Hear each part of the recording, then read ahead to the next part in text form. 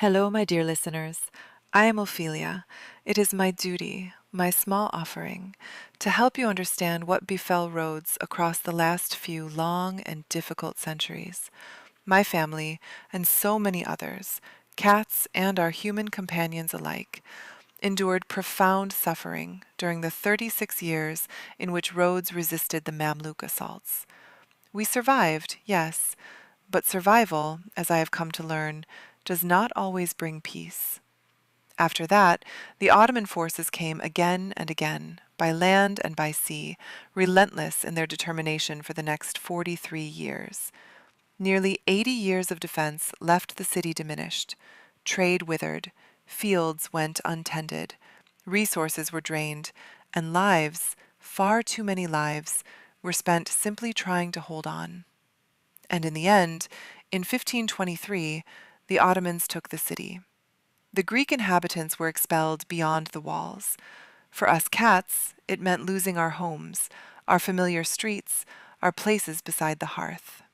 Still, we adapted, as we always must, and tried to build new lives outside those walls. There was, if I may call it that, a faint light during those dark decades. In 1492, far away in Spain, the Jews were expelled from that country. Many found their way here, to Rhodes. They brought with them knowledge, skill, and a resilience we deeply admired. We hoped, quietly, perhaps foolishly, that together we might endure what lay ahead. The Ottomans, while displacing the Greeks, allowed many of these Jewish families to settle within the southeastern part of the walled city. In time, some of us cats found homes among them. At first, we only glimpsed their lives from the outside, through closed synagogue doors, through narrow streets. But gradually, curiosity gave way to familiarity, and we came to know them, if only a little. We even could look inside the synagogue where they prayed. Still, most of us remained outside the walls, alongside the displaced Greek families. Our elders would speak in hushed tones of those early years after the conquest, of hunger, of cold, of loss that seemed without end. Within the city, everything changed. The Ottomans took over homes, shops, and sacred places that had belonged to the Greeks for generations beyond counting. New structures arose, mosques, madrasas, baths, beautiful in their own way, yet foreign to what had stood before. As for us cats, we were barely tolerated, I suppose, useful for catching vermin, but seldom cherished. Centuries passed, but even great empires grow tired. The Ottomans slowly weakened, and their grand projects ceased. Buildings fell into neglect, and with that quiet decline came something unexpected, the gradual return of Greek families to the city.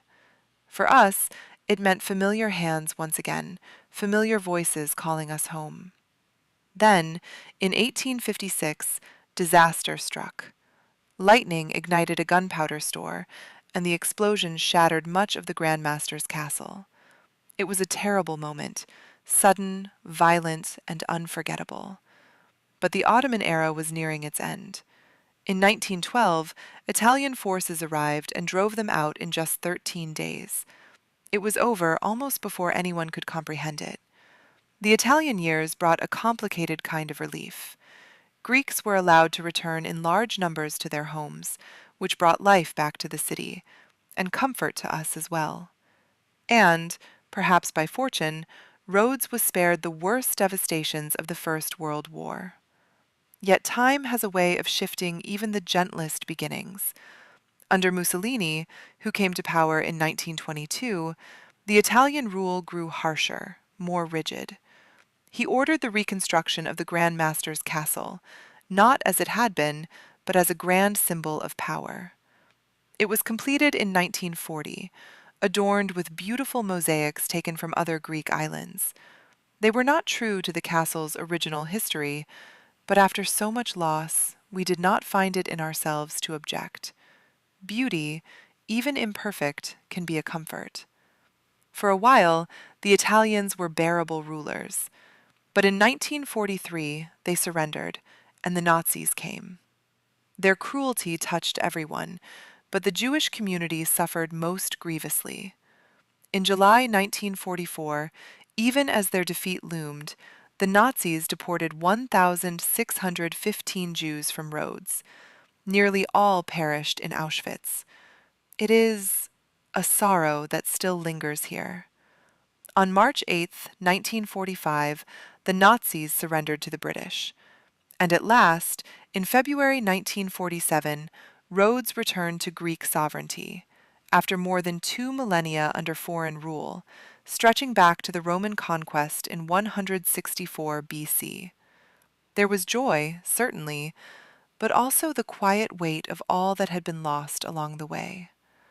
And so, that is the more recent history of our town. In our next gathering, Tom, Alice's dear friend, will guide you beyond these walls, to the far end of the island, where the Acropolis of Lindos, built 2,500 years ago, still stands. I do hope you will join us in the next video to see areas that few tourists get to see.